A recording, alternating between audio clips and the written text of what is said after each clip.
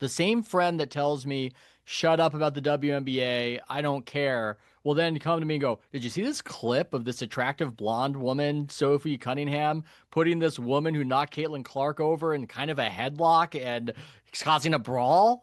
What's going on with this? I need to talk about it. This is great theater, great drama, great TV. That kind of instinct has been beaten out of today's NBA stars.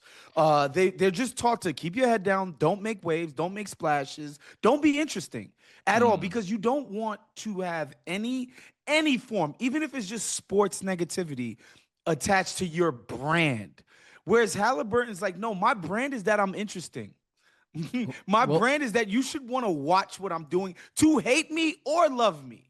No, he embraces it. I don't know if people like remember in the 90s, early 90s, how controversial like The Simpsons were. I'm sure you had friends who weren't like allowed to watch it by their parents. Now they are this, squeaky clean brand, but really from the advent of Fox, they have gone against the grain and un-PC and whatever. And so I think that as a company, they are probably better positioned to handle it. And, Portnoy has gone on Fox News and Fox Business Network for years now. So this has been somebody that their company has been comfortable distributing to wide audiences for a long time. I agree. I do think as a hypothetical, if something like this had been tried in 2017, Fox, even if they are the company of Fox News, would have been bullied out of doing it. I think there would have been too many controversial comments. It would have gotten a circulation on that version of Twitter that felt like a storm, that felt like something they had to do something about, versus now where, yes, they're a company unlike ESPN. They don't have as many people within the fold who might be ideologically opposed to Portnoy or think they're ideologically opposed to Portnoy. But it's about the social media environment that's different, that nobody really cares. That the comments he might have said about women that were such a big deal in 2017 that seemed to cause a walkout, metaphorically, if not literally, at ESPN, it just doesn't matter to anybody anymore. The vibe has shifted, as people often say. I have a list here in my hand of what I consider to be the 4 top sports conspiracy theories of all time. I was a sports editor at one point. So here we go.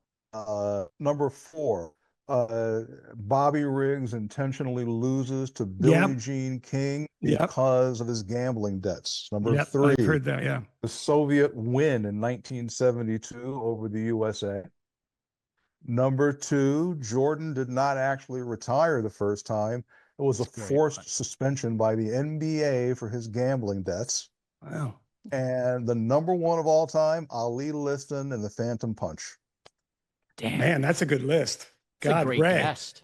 Jeez, Ray. Can we fire Ethan and make Ray the host of the show? That was. How dare you? I went to Marlins Padres like a month ago, and I know, is it Vlad Jr. plays for the Padres or no? Tatis. Blue Jays. Tatis. No, Tatis. Yeah, Tatis. Right. So I'm like, okay, Tatis. Let's see Tatis's kid. He's great, right? And I sat and I watched the whole game, all 9 innings. He walked, and when he was in the outfield, the ball never came his way. And I said, that's the problem with baseball. I said, if you're trying to sell this thing to someone who doesn't know shit, if I say, hey man, you need to watch basketball, come sit down and watch basketball with me. What are we gonna watch? We're gonna watch the Lakers. I'm gonna see LeBron James do something incredible. But chances are, at least one thing, like, oh my God, did you see that? That was incredible. If I say let's watch football, let's watch the Chiefs, I would see Patrick Mahomes do something incredible. Baseball is the only sport where I can get a ticket to a game and watch the entire game, and there's no guarantee that there's going to be any action towards my guy. It might just be that whole game he stood out there in center field and nothing came his way. And so it's incremental productivity that is invisible to the naked eye in many instances.